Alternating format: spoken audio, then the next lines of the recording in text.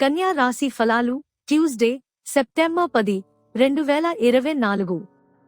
ఈరోజు మీరు పూర్తి హుషారులో శక్తివంతులై ఉంటారు.